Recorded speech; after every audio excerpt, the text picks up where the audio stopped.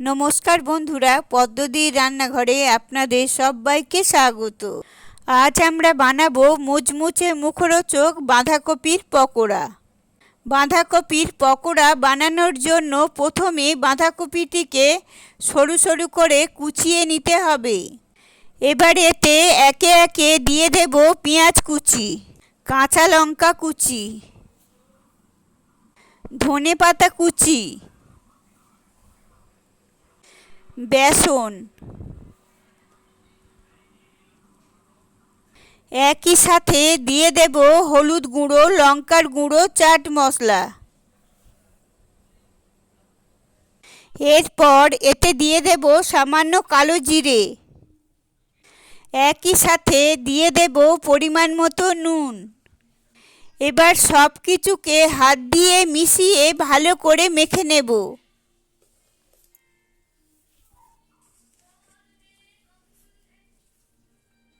মেশানোর পর অল্প করে জল দিয়ে এটিকে মাখতে থাকব যতক্ষণ না বাঁধাকপিগুলো নরম হয়ে আসছে, ততক্ষণ এটিকে ভালো করে মাখতে থাকব।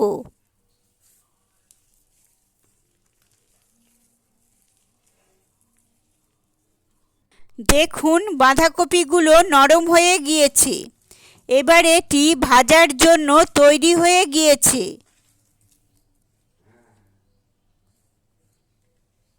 এবার একটি কড়া নিয়ে নেব। কড়া গরম হলে তাতে দিয়ে দেব পরিমাণ মতো সাদা তেল। তেল গরম হয়ে গেলে একে একে বাঁধাকপির পকোড়াগুলো ছাড়তে থাকব।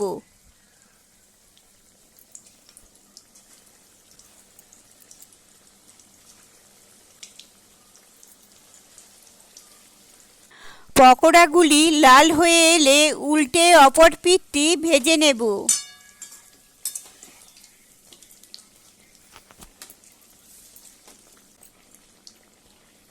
বাঁধাকপির পকোড়াগুলো ভাজা হয়ে গেছে। এবার আমি এগুলোকে তুলে নেব।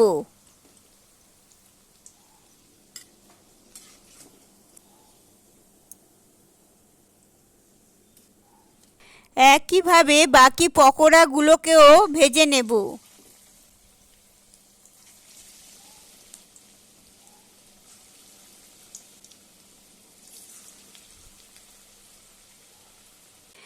এইভাবে খুব সহজে আপনারা বাড়িতে বাঁধাকপির পকোড়া বানাতে পারবেন।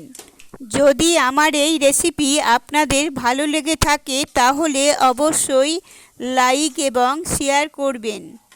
এই রকম আরও নিত্য নতুন রেসিপি পেতে হলে আমার চ্যানেলটিকে সাবস্ক্রাইব করে পাশে থাকবেন, কারণ আমি যখনই নতুন কোনো রেসিপি আপলোড করব সবার আগে আপনাদের কাছে পৌঁছে যাবে।